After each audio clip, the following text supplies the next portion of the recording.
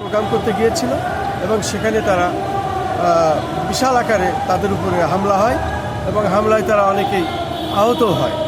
তারপরেও তারা ওখান থেকে সরে গিয়ে অন্য জায়গায় গিয়ে থানায় মামলা করেছে। পরবর্তীতে তারা আজকে আবার হবিগঞ্জ প্রোগ্রাম দেখেছে এবং আজকেই তাদের আবার অনুষ্ঠান ওখানেই হচ্ছে।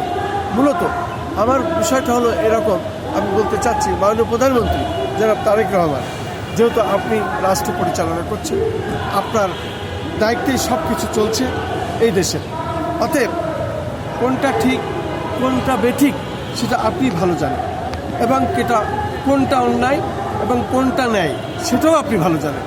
অতএব আমার প্রশ্ন আপনার কাছে, আপনি এখানে সুষ্ঠু তদন্তের মাধ্যমে বিচার করবেন, এই প্রত্যাশায় আমি খন্দকার মাসুদুজ্জামান জাতীয় প্রেস ক্লাবের মধ্য থেকে আপনার প্রতি দৃষ্টি আকর্ষণ করলাম। আমরা চাই সারা বাংলাদেশ আপনি যেভাবে দেখছেন, যেভাবে চালাচ্ছেন, ঠিক এইভাবে যদি আপনি চালাইতে পারেন আর 20টি বছর যদি আপনি থাকতে পারেন, তাহলে এই দেশের চেহারা পাল্টে যাবে ইনশাল্লাহ। তবে প্রত্যেককে নিয়েই আপনাকে চলতে হবে, এই প্রত্যাশায় আমি খন্দকার মাসুদুজ্জামান আপনার কাছে আশা রাখি। আসসালামু আলাইকুম।